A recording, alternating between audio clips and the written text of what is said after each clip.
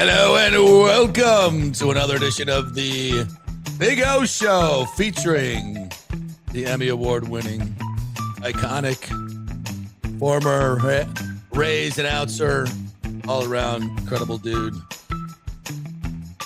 Orestes Destrade. How are you, partner? Happy New Year. Haven't been back on the famed FanStream Sports Channel. So You have not. I've been traveling abroad and having a good old time. But Happy New Year to everybody, and God bless you all. And welcome to 2026. Chock full of controversial news going on in the Tampa Bay area. Yes, we got a lot to unpack today.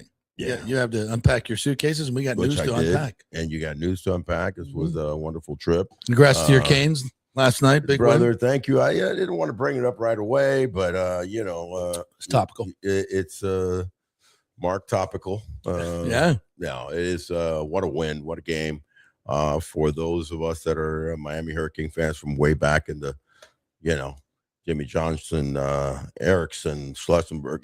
That this was kind of full circle a little bit to be able to be back in the Natty. And, it's been a long time, and the fact that it's going to be hosted, in Miami. Yeah. So that's kind of one of those rare things that Tampa Bay has been able to experience, to have a Super in a Bowl stadium team you played in. at home, in a stadium that I played in. That is, thank you very much for that.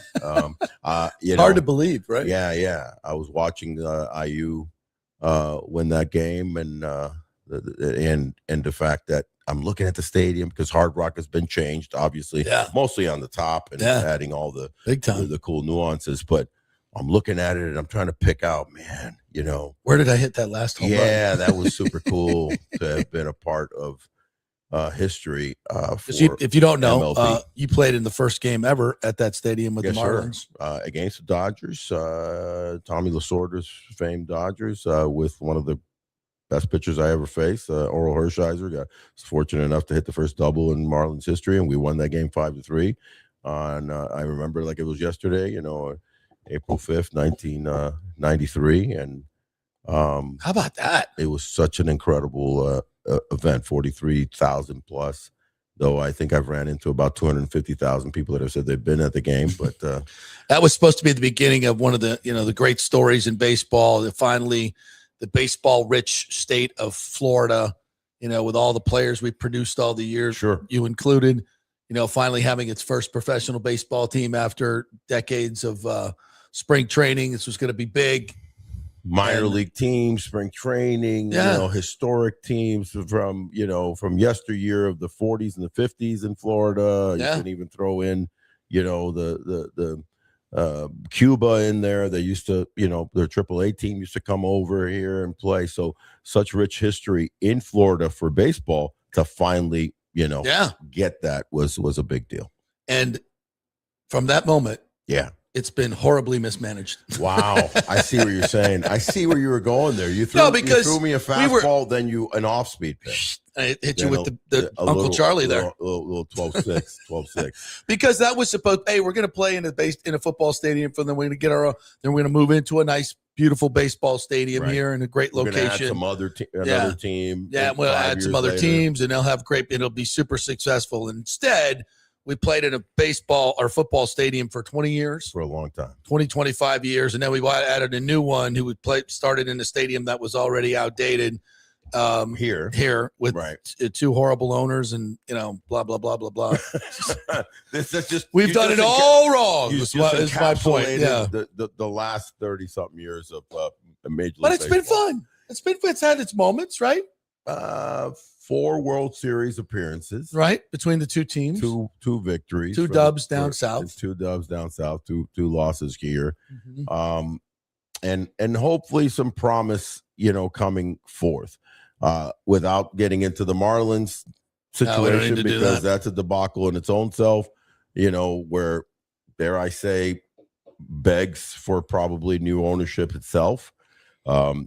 And that could be around the corner, believe it or not, in 26. I don't think that's an impossibility, especially with the looming unfortunate, holdout or lockout, shall we say, looming in 27. Bruce Sherman, the owner of the Marlins, may look to take his money and run like many owners have done. But then you have over here, you have new blood. You know, you have our very strong, rooted in the Tampa Bay area ownership. Obviously, Salupski is Jacksonville, but he's all in here. And I think the promise, albeit starting out right away with the show on Rays News, as we often do, there hasn't been that splash move yet. There hasn't been. We talked a lot about Ketel Marte, and that just hasn't happened yet. Looks like the Diamondbacks might not be trading him, but anything can happen. A lot of that, I believe, was because the Diamondbacks definitely wanted two mainstay pitchers, and the moment that Shane Baz went, and the two obviously would have been Ryan Pepio and Shane Baz packaged together. The moment that Baz went to Baltimore for 4 top prospects. I think that changed the whole game. So that's no longer, I think, a viability. So where do you go from there? Where is the splash going to be made? A plethora of arbitration signings, pre-arbitration signings, 9 of them to be exact, I believe, if I'm not mistaken. Yep. With the leader of the pack being the reliever, Jax. Mm-hmm. Getting the lion's share of that, I think at around 3.6, if I'm not mistaken. I'll look that up. But the bottom line is that we haven't seen the splash yet. Is there a splash coming? That's the question. Is there a JT Real Muto around the corner? And which would be I feel would be a bit of a surprise, but also a welcome post-Christmas gift, because I do feel that JT, even at his age in the mid-30s, has a lot to give to the type of staff that we have, which is predominantly young pitchers. And you tie him up for a couple of years, leading into the 2 or 3 young catchers that we have now that we've accumulated in the roster, can kind of like prepare themselves for 2 years from now. But you land JT at 12, 13 million a year for a 2-year deal, 25 million commit to him. I think that will be huge, man. Now, will they? I don't know. To me, that would be the splash deal, because it's not Cedric Mullins. I expect Cedric Mullins to be on point, to be good, to re-energize what was a 30-year type, player from a couple of seasons ago. I expect Josh Lowe to come back, and hopefully that oblique is fully healed. A healed Josh Lowe I feel will give you dividends. So, I know they're thinking, and I want to throw this question at you, that sometimes they feel like what we have is pretty good. If we can get our players healthy, it's almost like signing or trading for an all-star caliber player. I'll give you 2, Josh Lowe, and Shane McClanahan. Yeah. So fair. So if you're thinking that way, you're going, okay, Josh Lowe just signed for 2-point-something. McClanahan got the same deal that he's had for the last 2 years at 3.6 or so, because he hasn't pitched. If you can get that, that's how you kind of weather the storm of not going after a big boy signing. Well, this is how I react to that. We've been living that for a long time, and the Rays are second to last in payroll right now. Right. They are. At this moment, only the Marlins are below them. The Pirates at this moment are spending. The Pirates, say it again. The Pittsburgh Pirates are spending $20 million more than the Rays are this year on the books. At this point, with all the arbitration deals being done, except for USADA, which that's only going to be about a $300,000 difference. So yeah, it's concerning in that it's just more of the same. Could they be good? Sure, they could. Yeah. You know what? They could. There's a much better chance they could be better if they go spend an extra 20, 30 million on some of these free agents that are still out there that could, without question, help your ball club and make you a better team. Right. So I would say go spend the money, and the guys that you have now, if they don't perform again, if for some reason Shane can't pitch, and there's a huge, I don't know what percentage you want to put on it. But there's the Shane factor is tricky, because you just don't know. Not only do you not know, but even if he is at a 90, maybe even 100% clip, they're going to baby him. Yeah, going to baby the heck out of him. They're going to baby. What are you going to get? 100 innings, 120, maybe. And so It's great. I hope they come back. It's like, I'd rather play the game. Let's go sign a couple more players. And if these guys are good too, that just makes us a better team. We got options. Our roster better. Let's get options. Instead, you're just, if they don't perform, we're screwed. Yeah. Again. Right. So it's just frustrating. And, I'm not sitting here saying this is what's going to happen. I still have confidence in this group that they're going to get it right and they're going to spend more money. They are obviously incredibly preoccupied by getting the stadium deal done, and I don't blame them. Yeah. It's the most important thing. It's hard to work on both, I would say, as a new group trying to find your way. You don't want to, enter into any major contracts right now that are going to hamstring you down the road just because you're trying to go out there and make pops. It just has to really be smart. It has to fit, and I get that. So I'm going to have patience with this group. I mean, it took 20 years for Stu to do what he did. Mm-hmm. And so we'll have patience with this group 100%. It doesn't happen to have to go to 150 million this year. I get it. Yeah. But I will say this, credible sources have told me that the folks at HCC that work there have been informed that the parcel has been sold or is about to be sold. And there's going to be changes as to where they may be working. So it looks like this HCC thing, we have, again, multiple reports that this is the spot where it's going to be. They're zeroing in on it, and they're hoping to get to a vote from the county commission in the first quarter to get this thing finished. Around the corner. Yeah, so it's coming quick. Right. It's coming quick, and hopefully they'll be able to get this done. And I know there was a report the other day that the Lightning are getting $250 million from the county. That's not set in stone yet. Mm-hmm. There's still a lot of things that have to be that has not been voted on yet by the commission. Yeah. It's just a proposal. So there's still, and you have the Bucks too, that are going to be looking for redoing and adding to Raymond James. So there's a lot of unknown, maybe $500 million in that one. But I can tell you this, that has to get done. Yeah. That stadium deal getting done. And that's why all their focus is on this. And it's just, I can tell you this, Mike Murphy, who we're in Kingmakers here, he owns this place. That's right. He's the owner of Genesis of Tampa. He was on the show yesterday, and he's not in any position right now to talk about a lot of details. Sure. But what he did share is that there is a huge commitment from all these local limited partners, of which he is one of them. And he said this, he said, Cosgrove, Zalupski, Ken Babby, don't think of them as outsiders. They are Tampa people now. Weatherford. They are people. All Weatherford. These are Tampa-based people.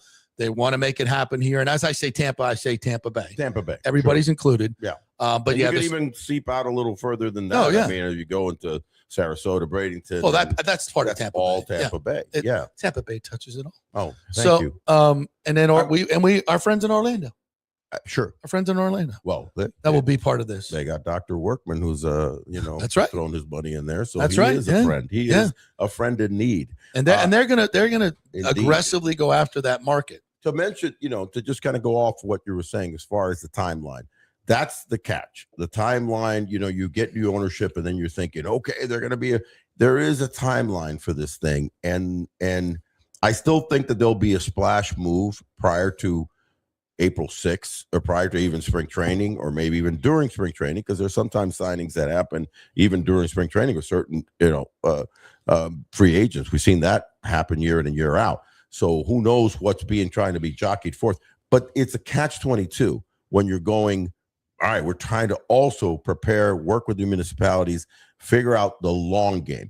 The catch to this thing, or I guess the best message to relay, is that they truly are all in to not only better the roster in the long run, but also be more community-minded, put some more money into fan experience. All these things I don't think are just being said. They're going to be done. Right. But it's still only been, in the big picture of things, weeks and months since they've taken the helm. Right. So it's a lot to expect them to be at 150 right off the bat. And so, and to that point, I was just looking this up, when Rubenstein bought the Orioles officially in March of 24. That's a good Nothing really happened for the first year. Great comparison. He didn't dump a lot of money into the payroll. Right. In fact, I think they deducted and went lower. And then now the investment into the stadium and the area around you're it, seeing them and spend the money. new payroll. So it took about a year and a half, 2 years for them to really. That's only logical.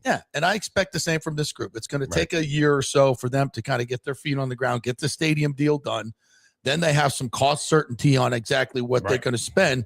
Now they can set up a budget for what they're going to spend on players and move forward. So, we never said this was going to happen overnight. And there's another 800-pound gorilla in the room, and that is the looming potential of a lockout. Right. So you have to kind of navigate around that too, what the potential losses are going to be. Substantial loss of revenue. Substantial loss of revenue. So there's this kind of a jockeying right now by every single of the 30 teams in Major League Baseball, trying to figure out, what the best parameter is, while, oh, by the way, trying to put a winning product on the table, because it has been 2 years without a playoff run after, the fandom here was just comfortable that every year we're at least in the playoffs. Right. You know what I mean? Yeah. We're juicy. Hasn't been juicy the last couple of years. So you're looking for that. And very dry. Where is the splash? Where is the splash? And but good that they got, these deals all done. Didn't have to go contentious in arbitration. And everybody seemingly is happy with what they signed for. Yeah. So we'll have some patience with that. And we'll as this goes along, we get closer to opening day. We'll see where this is. I still don't think this roster is done by no stretch of the imagination. No. So let's get into that a little bit as far as, some of the guys that were added. Yeah. Just lately. And it's, obviously there's no big splashes. So we got a couple of guys, from the Pirates. Right. We got from the Pirates. The one guy that is kind of, curious to me is the kid, Justin Malloy. Mm-hmm. He's a right-handed hitter, outfielder, hasn't shown much at the big league level. He's only had a little kind of, 2 different short terms up in the big leagues. He was with Detroit, actually. And but I tell you what, in AAA, in the minor leagues, this kid's been last year. In 72 games, he had 322, had a 457 on base percentage, like a 955 OPS. Not a big boy home run hitter, but hard contact, crushes lefties. So again, this is one of these guys that they're going to take a chance on. Now, is he just going to end up becoming, Meisner or Mangum? Mm-hmm. That kind of tweener player that isn't adding, a whole lot of run production in the outfield, possibly. And that's where you're not seeing a huge splash. This is more of a dive into the pool, nice and easy kind of player. Yeah. We'll see what he predicts, but a lot of upside on this kid. Only 25 years old. Like him a heck of a lot. And of all the players that were traded for, is there anybody in there that you think can make a big splash this year? This immediate year, I can't think of any from this group of talented, the Britos and the Foret, and who's the young outfielder now? His name's escaping me. That we got Ryan Velotti. No. I'll look it up. Melton. Yeah, Melton. Jacob Melton. Yeah. Jacob Melton is not set you on fire, is it? Not pushing my buttons a whole heck of a lot right there. I mean, a lot of great numbers in AAA, but again, we'll see. Some strong AAA numbers. Justin's actually stronger, but not really. You're expecting to get a lot out of Fraley, a lot out of Mullins. Mm-hmm. Obviously a lot out of Josh Lowe coming back and having a comeback year. And then, we'll figure out the second base situation. Obviously talking about the signings. Richie Palacio signed for a little shade under $1 million because he had such an injury riddled year last year. He's a talented talented player. You could see him playing a whole heck of a lot at second base. But again, it doesn't blow you out of the water, of course. So I just got this. Michael LaRue alerted me to this. So Lupski's letter to shareholders I saw that. Suggests the raise will be business as usual, no philosophical shift and no increase in spending until after a new stadium is built. It's a rather short little thing here. Should I read it? Yeah, go ahead. Okay. He said, we believe Tampa is going to be a great DFH market, that's Dreamfinders Homes. We organically started this division in 2023 and are very excited about its prospects, particularly given our newest local sponsorship relationship. Most of you are aware that your CEO led an investor group in acquiring the Rays. While this will add to my workload, it does not deter in any way our focus on Dreamfinders Homes, blah, blah, blah. It is not the primary collateral in my Rays borrowing. Right. Interesting. Yeah, and I do not expect to have meaningful stock sales for this investment. That's interesting. It is interesting because a lot of people said, is his money liquid? Correct. And it was like a lot of it was tied up in the stock. And we learned here that he's not using that. So he has other funds that he has used to be the main purchaser of the team. Right. It continues. The Rays have hired a great CEO, Ken Babby, who is running the team's business operations while our already world-class baseball operations will stay in place. The goal is for this to be a long-term appreciating asset that will hopefully require limited amounts of my time and resources once we have the new ballpark and development determined. I believe this is a unique opportunity to own a world-class asset that will elevate DFH's profile in the state of Florida and across the country. If I did not genuinely believe this purchase would contribute meaningfully to DFH's long-term success, I would not have gone through with the acquisition. I hope to see you all at a game in Tampa soon. I don't see where that really says that they're not going to spend money year in and year out.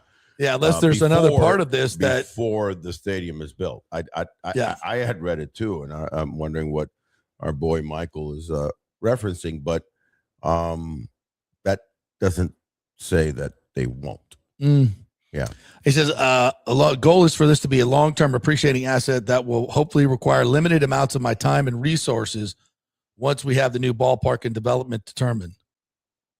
But that doesn't pertain to what the resources the Rays have as an organization that they're going to, use towards. Yeah. And by the way, because remember, they have a lot of resources that come in. Yeah, that's the point. Is that I think a lot of people think that, all these owners are just reach into their back pocket and use their own money. It's revenuing. The Rays, even under Sternberg, where they didn't market this team at all, were bringing in $320 to $350 million a year in revenue. Yes. That's by according to Forbes and other places, because we don't see the books. That's more than enough money to pay for stadium, $150 million payroll, and everything else you got to do. Especially when you're not. Your goal is not to keep as much money as possible as the previous regime. That's the key. Yeah, so we got to understand it, and this ridiculous idea is they overpaid so they can't pay the salaries. One has nothing to do with the other. First of all, to saying that they overpaid is an opinion that I don't share, and I don't think anybody else would share. And number two, again, the resources that come in from buying the asset, right? The revenues that come in from Major League Baseball in terms of revenue sharing and general fund and all that can more than enough pay for an increase in payroll. Just philosophically, if you're not trying to take all the money off the table, sure, then like the previous regime, then you can put it back into the team. You can put it back in. And remember, we're around the corner objectively. By that, I mean, within the next probably 5 years of expansion. Yeah. And all inclinations are that the price is going to be at least $2 billion. Yeah. Probably 2.5. Possibly 2.5. So if you're doing that, then if you paid 1.7, you just exponentially jumped up your investment quickly. Yes. Right. Plus you get a nice chunk of proceeds from that. Proceeds from that. So yeah. Think about that. If the 30 clubs are splitting $5 billion. Yeah. I mean, that's just right there. That's a nice little chunk you can put in to help pay for your stadium. Yeah. The commitment really is, and it goes back to what looks like the HCC site, is the hundreds of millions that need to be created, but input by the private, being the Rays group, and then the public monies, from the municipalities. That's where it's going to get into some heavy money, and that's where they're, kind of jockeying right now to figure out how, where, and when that's going to happen. And to my point of that revenue, the biggest uncertainty is the lockout. Because if you have a lockout, an extended lockout, that revenue gets correct. I think there's a rainy day fund for the owners. There is a rainy day fund, but I was just talking to somebody because I'm in the MLB PAA board of directors, and was talking to one of our guys who had just had a recent meeting with Tony Clark. And number one, what he got out of it was he's got full commitment from the players to stand firm and to kind of be about we're not agreeing to a salary cap. So that's number one. So that kind of makes you think that that's the lockout is going to happen. That's bad news. And then number two, along with that, he has put out letters and reach outs to every single major league ball player. Prepare yourself. So I was, involved back in the day with the 94 strike, and that was also told by and a message from like Tom Glavine, who was the head of overseeing for all the players. Make sure that you prepare yourself, because we're going to hunker down on this thing. So same thing goes for the MLBP, which is properties, the owners, and but who this is for another time. That will let's kind of bring in this year and be somewhat positive, if not positive. But that is looming. That is definitely looming. The people that really lose are not the owners nor the millionaire ball players, billionaire owners. It's the everyday fan that potentially will be without baseball. It's unfathomable to me. I remember when there was no first time ever, only time ever, no World Series in 2004. Such a sad time for baseball. What brought it out of it was obviously, agreeing to the CBA, but really one of the big saviors was Cal Ripken Jr., because his streak came in shortly thereafter, and baseball got excited again. I want to say it was right the next year in '95. Then you had the home run battles between Sosa and McGuire by '98, and it kind of woke up again. But it was a sad time. So right now the Rays are kind of jockeying, trying to figure out a lot of things, and it's a very, very new ownership. So patience is the key. Let's give them a chance. And we got a long way to April 6th. Yeah, a short way to that's the home February 15th, I believe, is the pitchers and catchers report. So you kind of would like to have a lot of ducks in a row within the next month and a half. Mm-hmm. So a lot, I think, is going to happen for a lot of teams within the next month and a half. So there's going to be some interesting things. Yeah, there's still a lot of free agents out there. Correct. There's a lot of free agents out there. Yeah, you have some monster pitchers that are still, Framber Valdez is still available. I believe Ranger Suarez is still available. So there. And again, I circle back to a veteran catcher that somebody's going to take, and I hope it's the Rays in JT Realmuto. I'm trying to look for the remaining players that are. Oh, do you have the remaining free agents? Yeah, this is all the ones that have signed that I'm looking at. Yeah, they didn't put on remaining on there. Which ones? Here we go. Dumbass, hit the right thing and you get it. That Alex Bregman's still out there. Well, Cody Bellinger's still out there. For that matter, Cody Bellinger, Alex Bregman, Jordan Montgomery's still out there. Realmuto's still out there. To your point, Cal Tucker's still out there. And our beloved friend of the show and dad friend of the show, Bo Bichette, is still out there. There's a lot still out there to be had. Yeah. So the next month is going to be. Can we get an NIL deal for Kyle Tucker? Oh my! Can I get Mark Cuban or somebody to sign an NIL deal for Kyle Tucker? Sign up, Kyle Tucker. Come in and say like, "What do you need? 380? We got it." Yeah, let's turn this into college football. Yeah. Anybody out there want to sponsor Kyle Tucker? Anyone? Bueller? Yeah. Anyone? It's interesting because I want your thoughts, because obviously they can't change the system now and just disrupt it, even though this looming very scary lockout that they say it's not going to be your normal lockout. It could be for a long, long time, right? Because of the main crux of the salary cap. When you look at like the Premier League or the Champions League, soccer, and how they run things, because of the fact that everything is geared. They don't really have a salary cap, right? If I understand it right, they have a salary setup thing depending how well your team does.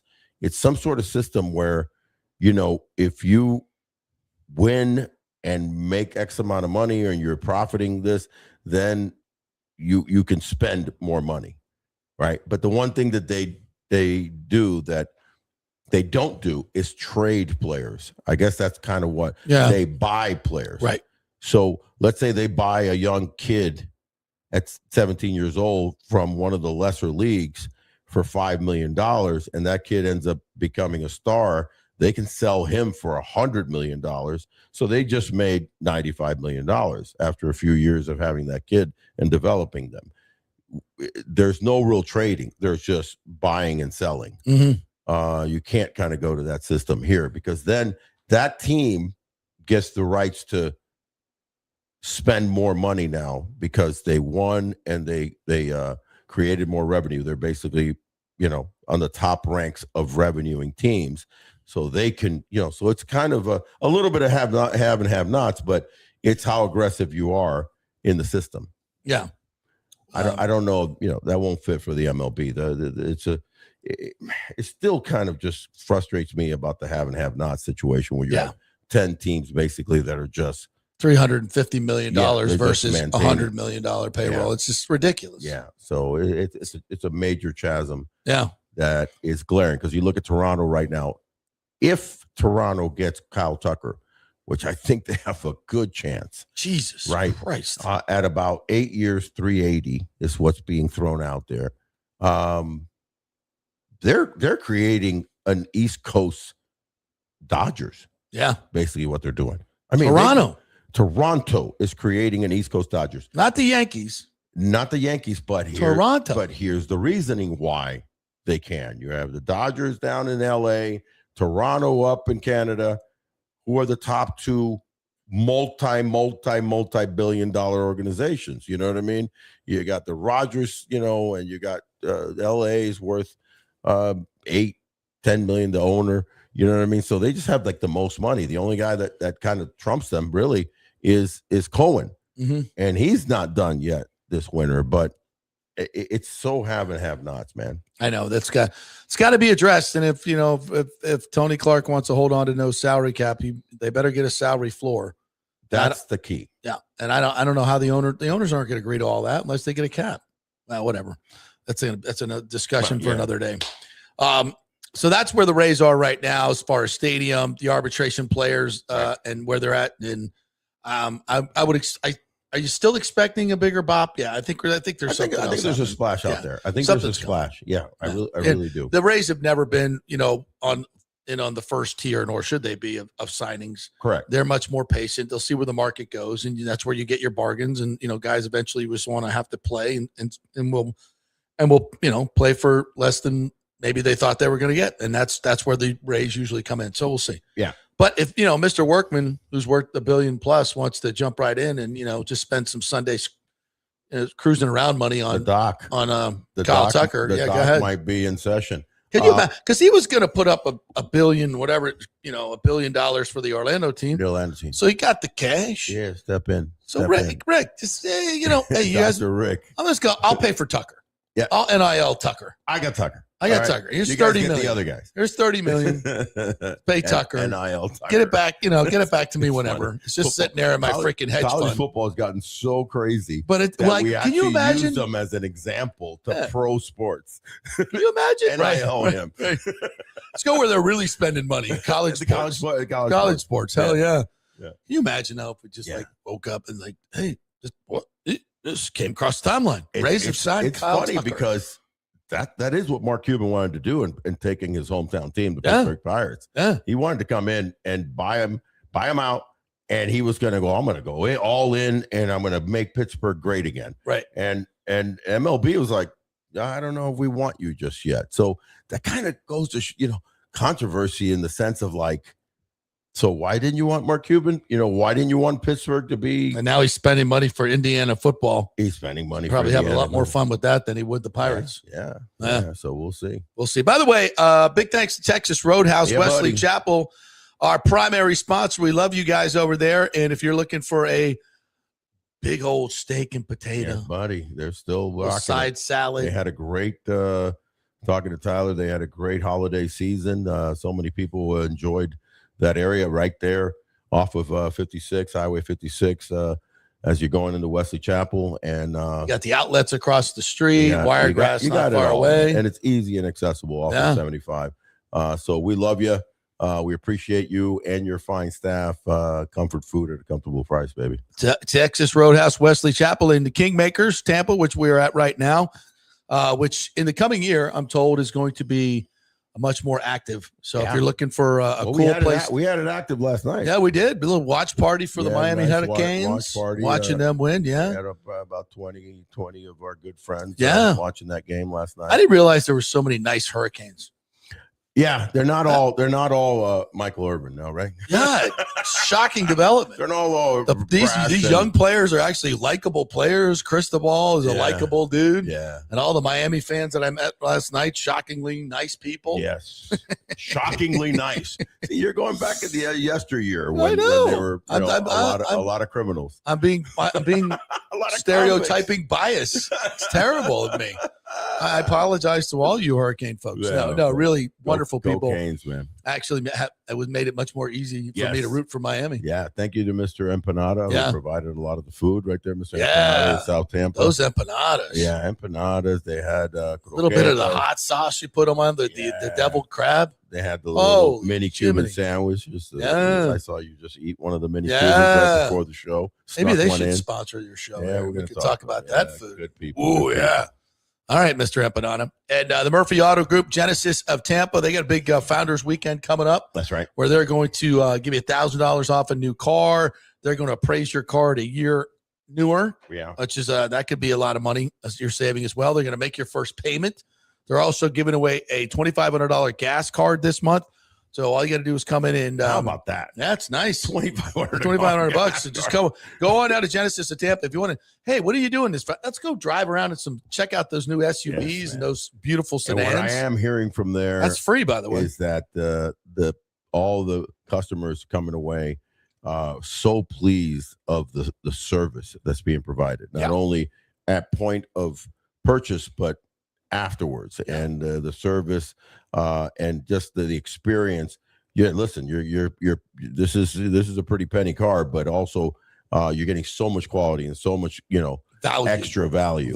So wonderful experience over there in Barris and Nebraska. So stop on by. It's rare these days that you find these family-owned companies, or just companies, because there are very few family-owned companies anymore. That's true, and that just still do it the old-fashioned way. And customer service means something to them. Correct. And reliability, and they're not trying to. It seems like everybody's trying to scam you, right? Everywhere you go, doesn't it seem that way? Yeah, you can just go in there and just relax and understand you're not going to get scammed. You know, it's just wow, phenomenal. Yeah, what a refreshing tale. So thank you to all our sponsors. We love you. All right, so you just got back from the DR, baby. Man, got a report on that. It was a trip combined with a young duo that kind of become the darlings, if you will, this past season in 25 of the baseball content world. The baseball channels, which is obviously very popular now on social media. Yeah. So those little vignettes, those little 2-3 minute, 5 minute, information. And it's called Brook Knows Ball. So if you get a chance, check out at Brook Knows Ball and all your on YouTube, YouTube, on TikTok, on Instagram. Phenomenal. Brooke and fiance Joel LaFlame. Joel is really an interesting character whose background is screenwriting, scripting. He's done other documentaries, and the guy's very, very talented, not just in writing scripts, but he also has a passion for baseball, predominantly. He's a Toronto. He's from Edmonton, but lived in Toronto for a long time. So has been a diehard Blue Jays fan. So what they're doing and what they approached me is they wanted to do a documentary for YouTube that is about kind of a 4-prong approach. Number one, the great history of the Dominican ball player. I mean, it's so, Hall of Famers, obviously the Juan Marichals, the Pedro Martinez, the Albert Pujols, the Big Poppies, the Junior Camaneros, now, the Sandy Alcantara, the list, is so vast, especially ever since their first one that ever made it to the big leagues back in 1958, Ozzie Virgil Jr., the catcher who made it to the major leagues. And then from then on, the floodgates opened up, literally. And of course, there is a tie to Cuba, my, city of birth, country of birth, in Santiago, Cuba, where once the doors closed in 59 going into 60 and thereon, and there was all that commotion and, the embargo, et cetera, the Cuban players from that island that were plentiful, prior to 1960, the eyes kind of turned, they directly turned to the Dominican Republic, and there came this infusion of incredible players, right? You also have Puerto Rico, of course, Venezuela, Mexico. They encompass, the majority of the Hispanic players that have been impactful. By the way, it has been Dominican Republic as far as the most impactful, the majority of major league, Latin players. Now, along with that is just an immense of players to pick from. So what this documentary is about, the history of Dominican baseball, winter ball, which is another aspect, JP, that is so fascinating. Those that don't understand winter ball, those 4 countries, right, for decades now, dating back to pre the 50s, have had a winter ball season that when the winter ball basically is November, December, January, it'll start a little bit, into late October, but basically it's those 3 months. You go and you play at a high level with major leaguers, a lot of the up and coming young studs, AA, AAA, predominantly AAA. This is a legit, talented league that anybody that wants to kind of better their game. I played 2 seasons in Dominican Republic. Very much benefited my career in the mid to late 80s from it. So winter ball is huge. The cream of the crop of winter ball of the 4 countries, hands down, Dominican Republic. It just has the most atmosphere, the most excitement, the most talented players.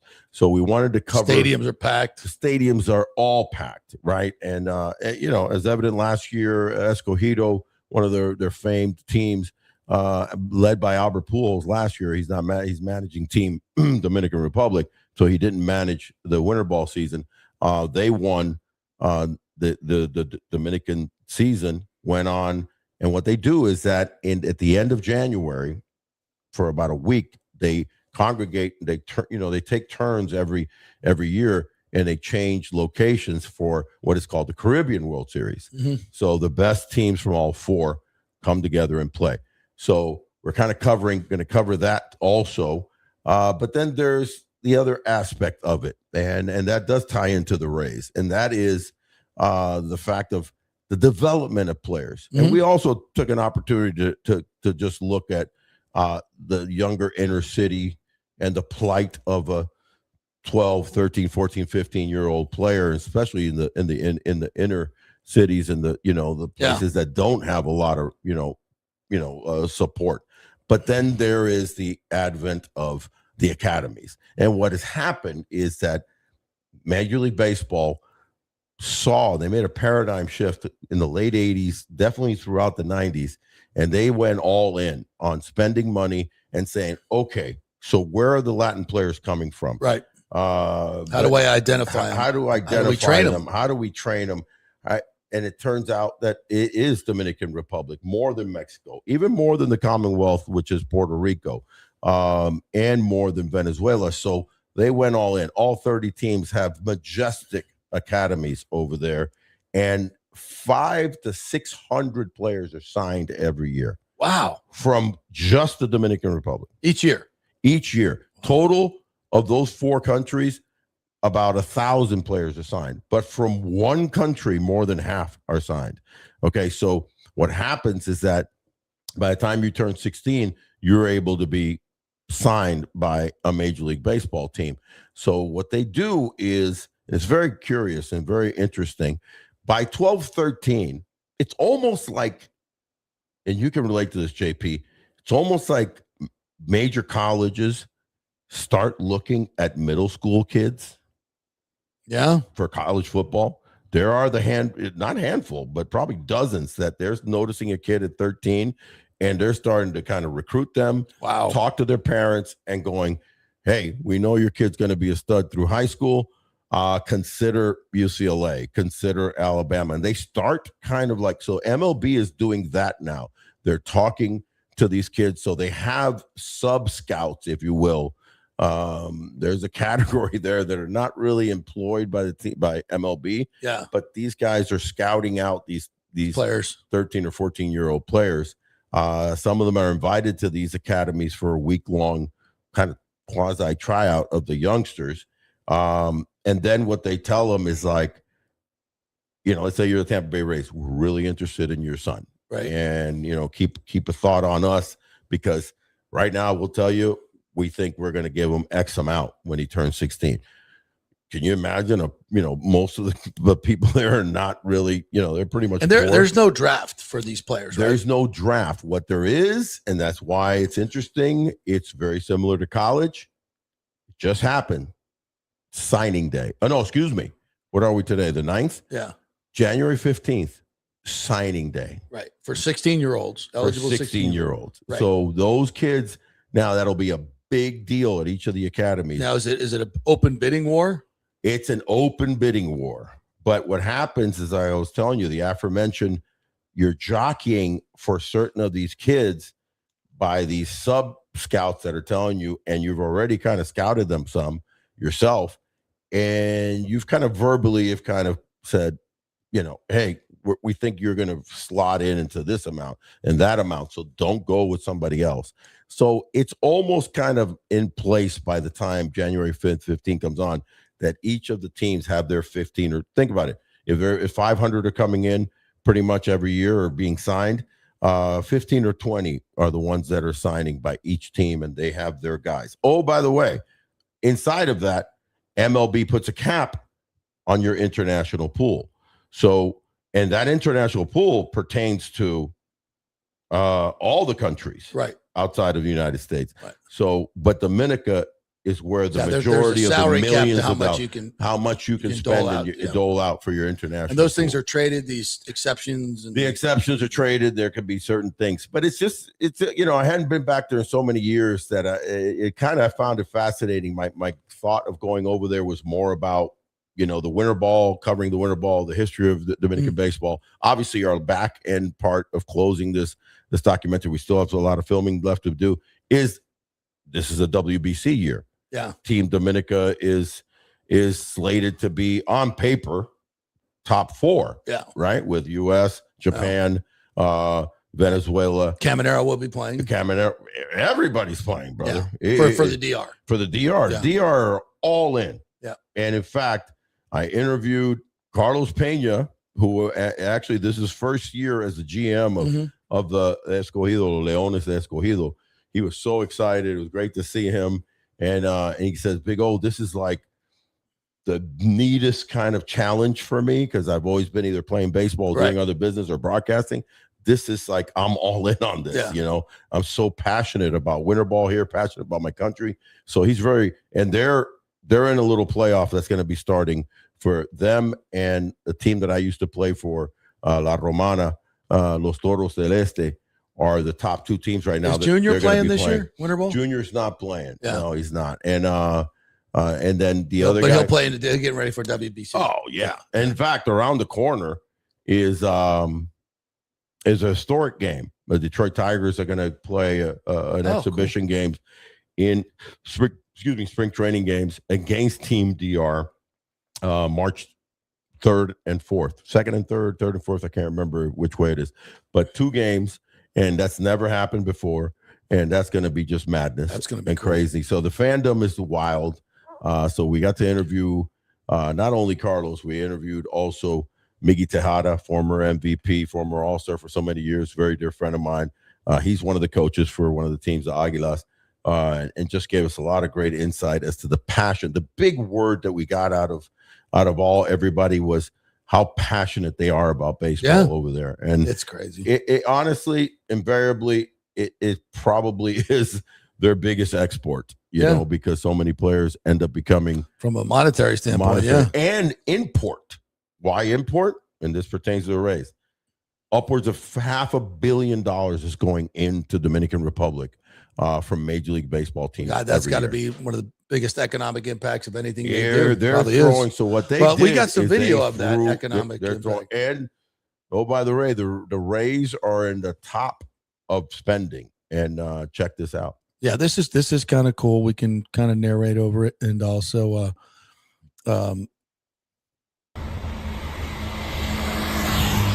this is the old Stu Sternberg Rays complex that you're looking at here. So bad that is not. You want to see where the Rays are spending? And then here's the new owners.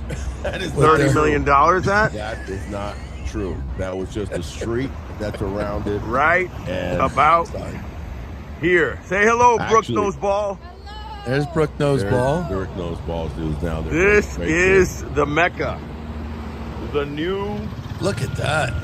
Brother, it's state of the art. $30 million. Wow. Home of. Stu okayed that? The Academy. Stu okayed that way back. In Dominican Republic for the Tampa Bay Rays. And new dorms. Everything. New fields. New 3 half fields. Covered. That was clutch, by the way, because they created a bunch of Rains over here.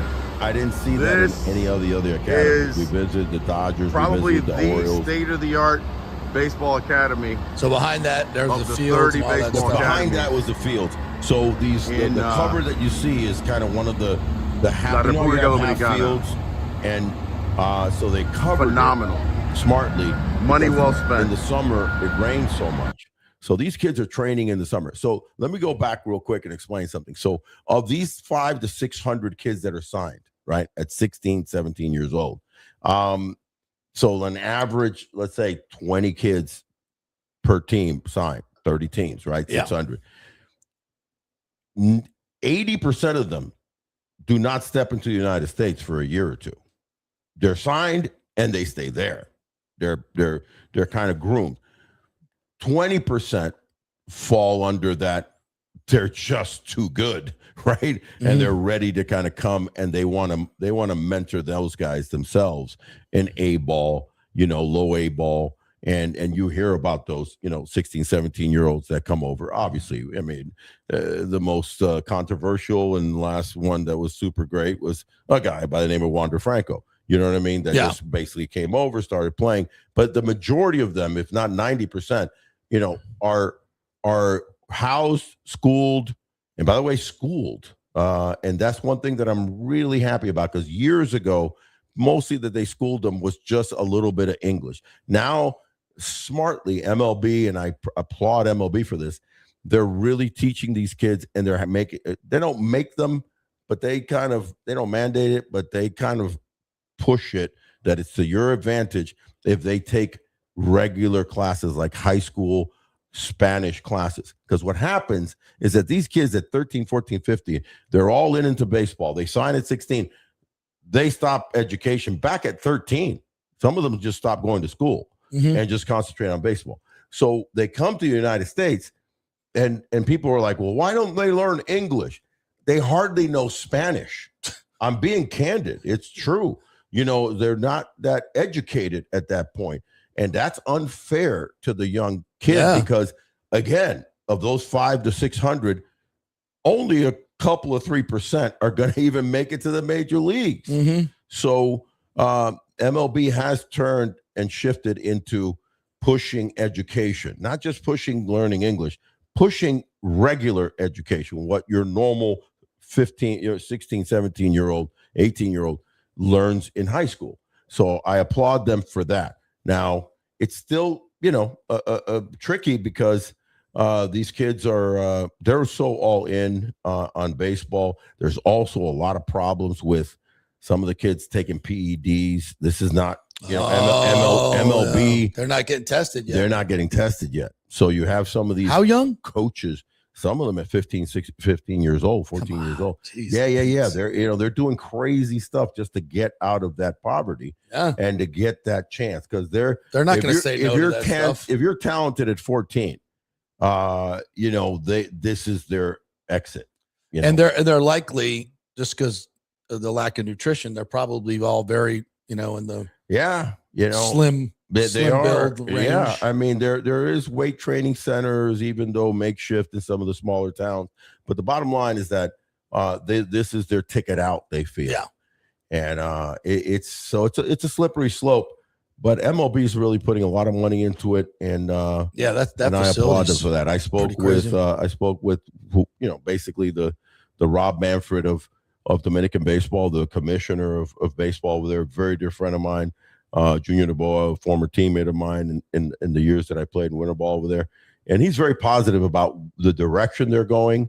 It's the only controversial thing that he would like to see is he would like to see an international draft.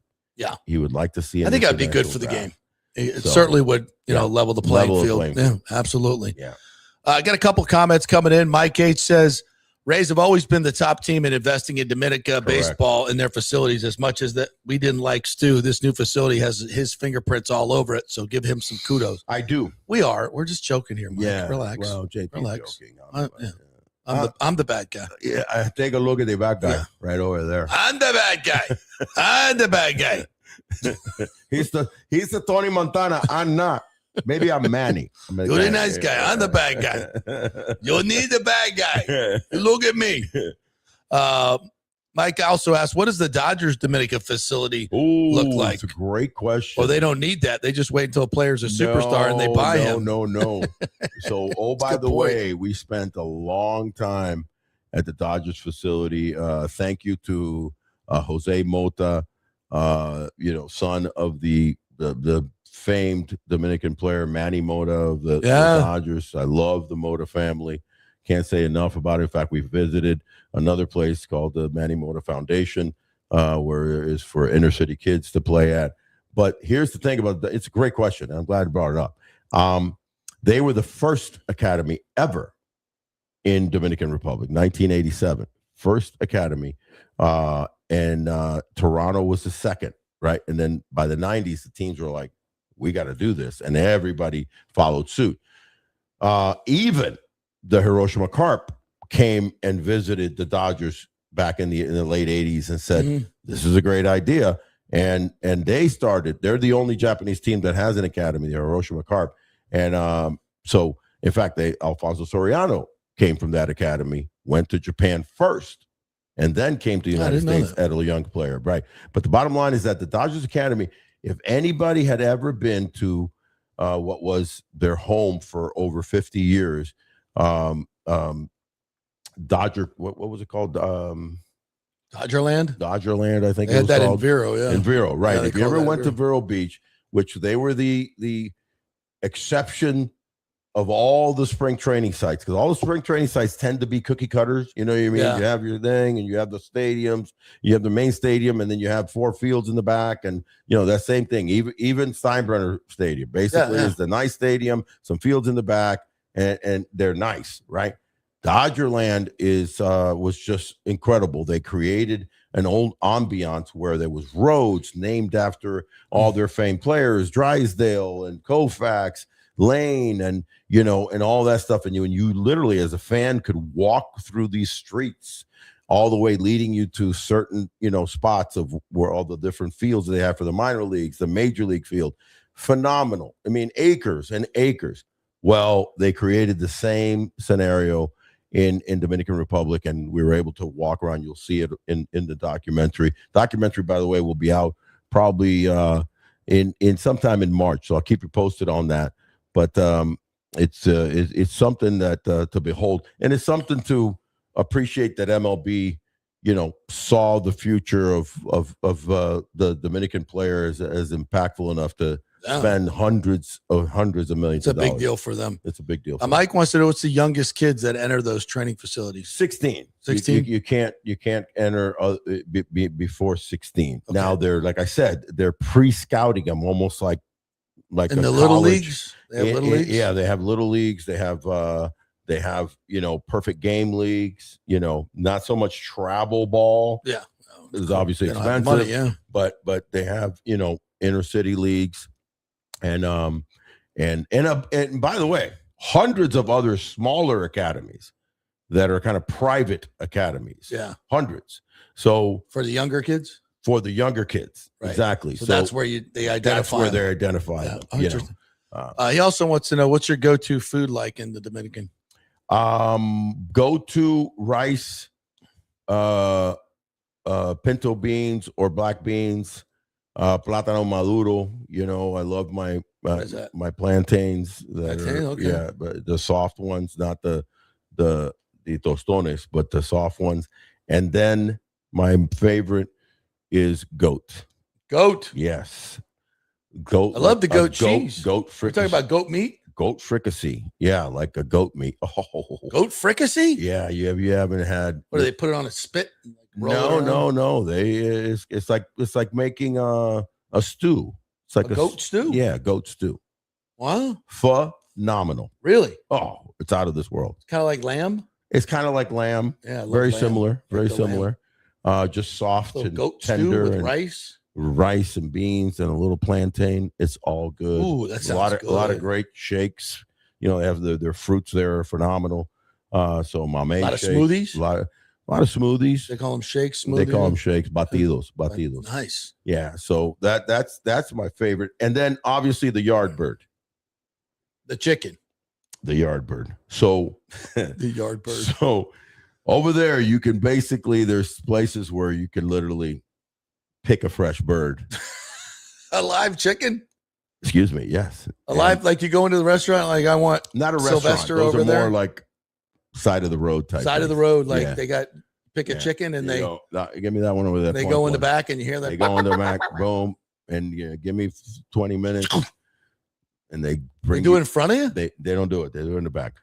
And they fry you up the most delicious. That's fresh chicken, bro. Fresh chicken. They ain't taking that to the factory and bleaching it out. You're talking like if you go out fishing and somebody brings you back when you fish and you eat, it's totally different. And it's totally different. And it tastes than the frozen. Tastes better. Oh my God. Yeah. It's fresh chicken. So we call that yard bird. The first time I experienced that was 1985 when I played in Dominican Republic. And again, from Cuban born, but raised in Miami. I'm an American. And we go to this ballpark. Actually, the ballpark that the famous players is San Pedro de Macorís, Albert Pujols, Jose Reyes from San Pedro de Macorís, Sammy Sosa from San Pedro de Macorís. And I get off the bus, and I have like a veteran other American guy that had been there already before. He goes, "Oh, we got to go get a yard bird." And I'm like, "What?" He goes, "Yeah. You order your yard bird now." And then we go in on the mobile app. Yeah, no, this is all verbal, face to face. There was no iPhones then, 1985. So you say, "Hey, yo quiero ese pollo ahí." You go into the ballpark. We do BP. We do BP. When we finish BP, we have that little hour before the game is going to start, and they bring you your yard bird, bro. And right to the park. They bring it to the ball player, and it's like you pay them and you. Okay, so now you get all the pieces? You get all the pieces.